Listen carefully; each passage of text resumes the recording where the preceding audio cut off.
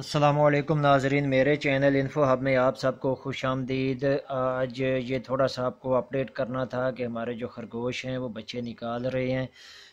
یہ خرگوشوں کے سلسلے میں ایک میری پہلی بھی ویڈیو ہے جو کہ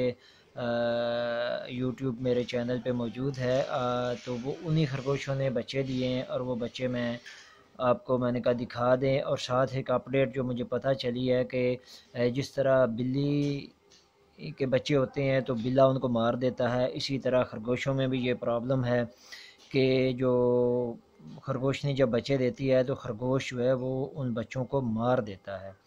اس کی جو سائنٹیفک ریزن کا پتہ یہ چلا ہے کہ خرگوش یہ چاہتا ہے کہ اگر میں اس کے بچے مار دوں گا تو یہ جو فیمیل ہے یہ دوبارہ جلدی ہیٹ میں آ جائے گی، تو اس کے لیے جو ہے میں نقصان تھوڑا اٹھا بیٹھا ہوں۔ تو میں نے کہا آپ کو بھی اپڈیٹ کر دوں کہ کوشش آپ کریں کہ جب خرگوشنی حاملہ ہو جائے تو خرگوش کو آپ سیپریٹ کر دیں، یہ زیادہ بیسٹ ہے تاکہ جو ان کی نسل ہے اس کو تحفظ دیا جا سکے۔ اس کے علاوہ جو کچھ صاحبان جو کہہ رہے تھے کہ یار یہ کیوں پالا جائے، تو یہ تھوڑا سا ایک غذائی چارٹ ہے، اس میں آپ کو بتا دوں کہ اس کا جو گوشت خرگوش کا ہے، اس میں اگر کمپیریزن کریں دوسرے جانوروں کے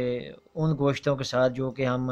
یوزلی استعمال کرتے ہیں، تو اس میں ریبٹ جو ہے یہ ایک بڑا مفید ہے۔ اگر پروٹین کی بات کریں تو سب سے زیادہ پروٹین میں آپ کو بتا دوں کہ جو ہم بھیڑ بکری کا گوشت کھاتے ہیں اس میں جو پروٹین ہے وہ 15.7% ہے۔ اس کے علاوہ جو ہم بڑا گوشت کھاتے ہیں گائے اور بھینس کا، بیف جسے کہتے ہیں، اس میں 16.3% پروٹین ہے، اور جو چکن ہم کھاتے ہیں اس میں 20% ہے، جبکہ ریبٹ جو ہے یہ پہلے نمبر پہ ہے 20.8، 20.8% جو ہے اس میں پروٹین ہے۔ اور جو فیٹ سے یا چکنائی سے لوگ خوفزدہ ہیں ان کے لیے خوشخبری یہ ہے کہ ریبٹ کے گوشت میں سب سے کم فیٹ ہے،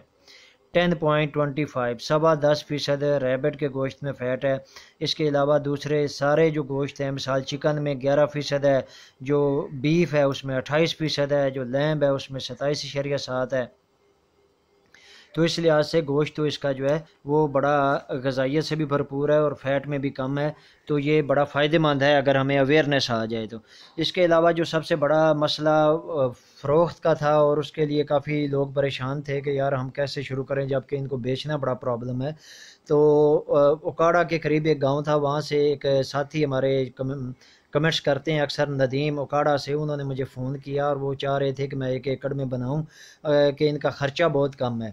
تو اس کو میں بیچوں کیسے۔ اس کو پھر میں نے تھوڑا سا ایک بتایا، میں نے کہا یار 1500 میں آپ کے وزٹنگ کارڈ چھپ جائیں گے، وہ آپ لے لو، اور موٹر سائیکل پہ 1-2 دفعہ آپ کو مشکل ہوگی، آپ جو نزدیک کے جو اضلاع ہیں، جو بڑے شہر ہیں، وہاں پہ جو برڈز مارکیٹ ہوتی ہیں ان لوگوں سے آپ رابطہ کریں، ان کو قائل کریں، ان کو کارڈ دے کے آئیں۔ تو ابھی پچھلے دنوں ان کا فون آیا تو وہ بڑے خوش تھے کہ زیادہ لوگوں نے تو دلچسپی نہیں لی، لیکن کچھ ایسے ہیں کہ جنہوں نے رسپانس دیا ہے کہ اگر آپ ہمیں 400 کا پیئر دے دیں تو ہم مہینے میں آپ کے 20 پیئر جو ہے وہ سیل کر دیں گے، 30 پیئر جو ہے وہ سیل کر دیں گے، تو وہ بڑا پر امید تھا۔ تو اسی طرح مارکیٹ بنتی ہے، مارکیٹ تو ہمیں خود بنانی پڑے گی، اس کے لیے آپ دیکھ لیں آسٹرچ جو ہے یہ ہمارے دیش کا پرندہ ہی نہیں ہے، لیکن لوگوں نے اس کی کر کے ایڈورٹائزنگ اور اتنی اس کو پروموشن اس کی کر کے تو ابھی لوگوں کا ذہن بننے لگ گیا ہے کہ ہاں جی یہ شتر مرغ کو بڑی اعلیٰ چیز ہے تو اس کو پالنا چاہیے اور اس کے بڑے فائدے ہیں، تو لوگ آہستہ آہستہ اس طرف رخ کر رہے ہیں، تو کیوں نہ ہم بھی اپنی مارکیٹ خود پیدا کریں۔ تو آج تک کے لیے اتنا ہی، ویڈیو اگر پسند آئی ہو تو لائک اور سبسکرائب کیجیے گا، اپنا بہت خیال رکھیے گا، اللہ حافظ۔